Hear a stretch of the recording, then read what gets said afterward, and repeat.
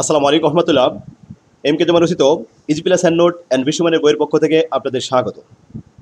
আজকের লাইভ ক্লাসে আলোচ্য বিষয় স্ট্যাটিক ম্যানেজমেন্ট অ্যাকাউন্টিং ৪র্থ অধ্যায়ের ৫ম ক্লাস। আজকের ক্লাসে আমরা এই অধ্যায়ের ১ নম্বর ফরম্যাটের গাণিতিক প্রবলেম আমাদের বইয়ের প্রবলেম নাম্বার ১৬ থেকে ১৯ পর্যন্ত সমাধান করব।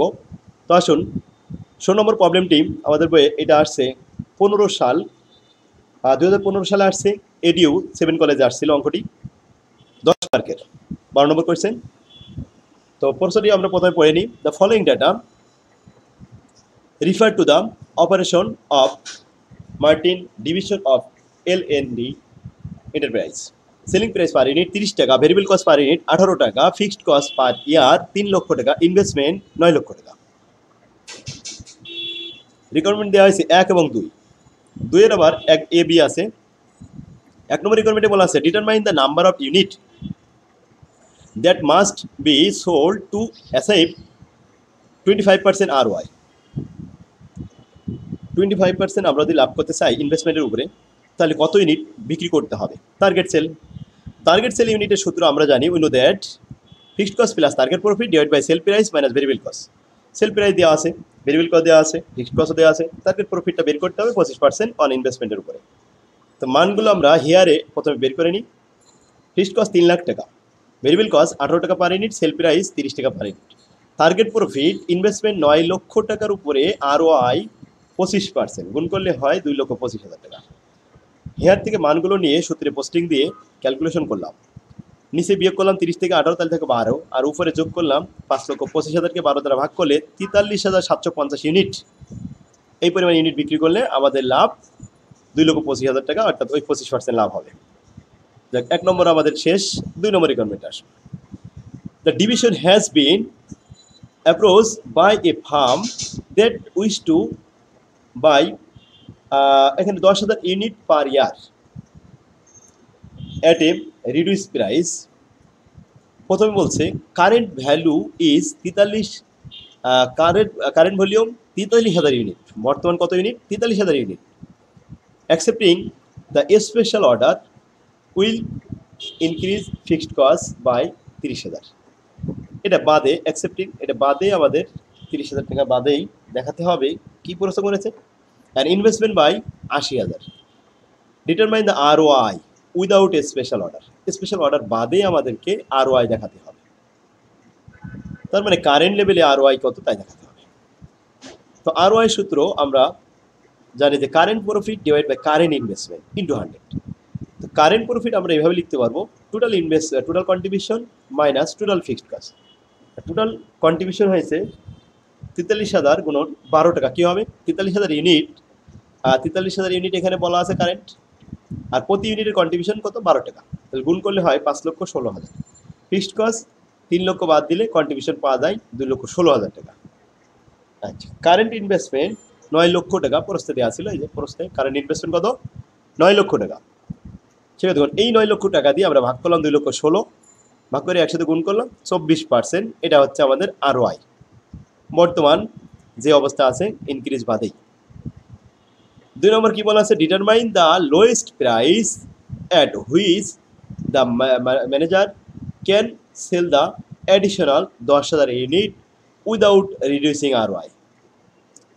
ROI রিডিউসিং বাদে আমাদেরকে ডিটারমাইন দ্য লোয়েস্ট প্রাইস দেখাতে হবে। তো প্রাইস মানে এখানে সেল প্রাইস দেখাতে বলা আছে। তো সেল প্রাইস আমরা কীভাবে পাবো? সেল প্রাইস লেট ধরে নিব, calculation of sell price let ধরে নিলাম যে সেল প্রাইস হচ্ছে এক্স। তো সেল প্রাইসের সূত্র সেল সমান সমান variable cost plus fixed cost plus profit. তো সেল 10,000 ইউনিট এর সাথে সেল প্রাইস এক্স সমান সমান ভেরিয়েবল কস্ট 10,000 গুণন 18 টাকা, ফিক্সড কস্ট 30,000 অ্যাডিশনাল যেটা আছে, প্রফিটটা আমরা এখানে একটু হেয়ারে বের করবো। অ্যাডিশনাল ইনভেস্টমেন্ট 80,000, তার সাথে 24% ROI, তাতে 19,200। এই 19,200 যোগ করলাম, আর এদিকে আমরা গুণ করে ব্র্যাকেটে পেয়েছি 1,80,000 যোগ 30,000 যোগ 19,200, সব মিলে 2,29,200 টাকা।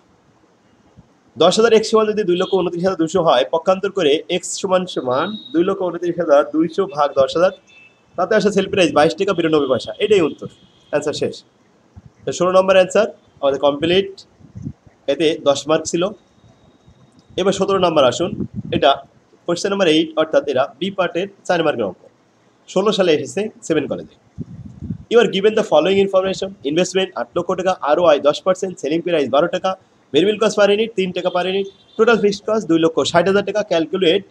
1 নম্বর বলছে এতে target sell unit, B number total target sell value, C number target cost per unit, D number target profit per unit. এই 4টা রিকোয়ারমেন্ট করলে 4 মার্ক। ছোট ছোট প্রশ্ন। প্রথমে লিখলাম টার্গেট সেল ইউনিট, সূত্র হলো fixed cost plus target profit divide by sell price minus variable cost. তার মানে এটা বাদ দিলে কন্ট্রিবিউশন পাওয়া যাবে। ফিক্সড কস্ট হিয়ারে লিখলাম 2,60,000 টাকা দেওয়া আছে, ভেরিয়েবল কস্ট 3 টাকা, ফিক্সড সেলিং প্রাইস 12 টাকা। এবার টার্গেট প্রফিট 8 লক্ষের উপরে 10%, ROI গুণ করলে 80,000 টাকা। হেয়ার থেকে মানগুলো নিয়ে পোস্টিং করলাম 2,60,000 যোগ 80,000 ডিভাইডেড বাই 12 মাইনাস 3, তাতে 9, আর উপরে যোগ করলে 3,40,000কে 9 দ্বারা ভাগ করলে 37,778 ইউনিট। টার্গেট সেল ভ্যালু 37,778 ইউনিটের সাথে সেল প্রাইস 12 টাকা গুণ করলে আসে 4,53,336 টাকা। এবার target cost per unit, target cost divide by target sell unit. তো টার্গেট কস্ট কীভাবে হবে? টার্গেট সেল থেকে টার্গেট প্রফিট বাদ দিতে হবে। টার্গেট সেল 4,53,336 টাকা থেকে মাইনাস করবো 80,000, টার্গেট প্রফিট বাদ দিলে 3,73,336 টাকা। এটা হলো target cost per unit. Target কস্টকে টার্গেট সেল ইউনিট দিয়ে ভাগ করতে হবে। টার্গেট সেল 37,778 ভাগ করলে কস্ট পার ইউনিট 9 টাকা 88 পয়সা, 88 পয়সা, এটাই শেষ। তাহলে সি নম্বর পর্যন্ত আমাদের কমপ্লিট। এবার D number target profit per unit. তো প্রফিট আমাদের 80,000 টাকা আর ইউনিটের সংখ্যা 37,778। এতে ভাগ করবো টার্গেট প্রফিট 80,000, টার্গেট সেল 37,778 ভাগ করলে 2 টাকা 12 পয়সা। এটা অ্যান্সার, শেষ, কমপ্লিট। তাহলে আমাদের 17 নম্বর অঙ্ক শেষ। 18 নম্বরে চলে আসুন। এটা আসছে 17 সালে ন্যাশনাল ইউনিভার্সিটিতে 4 মার্কের অঙ্ক। কোশ্চেন নাম্বার ছিল 8, বি পার্টে। সেল 7 লক্ষ টাকা, ইনভেস্টমেন্ট 5 লক্ষ টাকা, নেট ইনকাম 60,000 টাকা। 3টে requirement: turn over of capital বা টার্ন ওভার সরাসরি, তো টার্ন ওভার। আর দ্বিতীয় প্রশ্ন return on sell, return margin বলা হয়, রিটার্ন অন ইনভেস্টমেন্ট ROI বলা হয়। টার্ন ওভার ক্যাপিটালের সূত্র হলো টার্ন ওভার সমান total sell divided by investment capital. Total sell আমাদের দেওয়া আছে 7 লক্ষ আর ইনভেস্টমেন্ট 5 লক্ষ, ভাগ করলে 1.4 times, answer. 2 number return on sell বা মার্জিন। রিটার্ন অন সেল হচ্ছে net operating income divide by sell into 100। Sell হচ্ছে 7 লক্ষ, অপারেটিং ইনকাম 60,000, 60,000কে 7 লক্ষ দ্বারা ভাগ করে 100 দ্বারা গুণ করলে 8.57%। C number return on investment ROI। এখানে ROI বের করতে হবে, যেহেতু টার্ন ওভার আছে, turnover into margin. Margin আসছে 8.57, তার সাথে টার্ন ওভার 1.4 গুণ করলে হয় 12%। এটাই আমাদের ROI, রিটার্ন অন ইনভেস্টমেন্ট। আশা করি বুঝতে পারছেন। তাহলে 18 নম্বরটা শেষ করে তারপরে আপনার 19 নম্বর করবেন। আগে এটা খাতায় করে নিন। 19 নম্বরটা 17 সালে আসছে। এটা সি পার্টে আসছিল ন্যাশনাল ইউনিভার্সিটি 17 সালে। You are given the following information: investment 10 lakh টাকা, ROI 8%, সেলিং প্রাইস 15 টাকা পার ইউনিট, ভেরিয়েবল কস্ট 5 টাকা per unit, total fixed cost 2.5 lakh টাকা।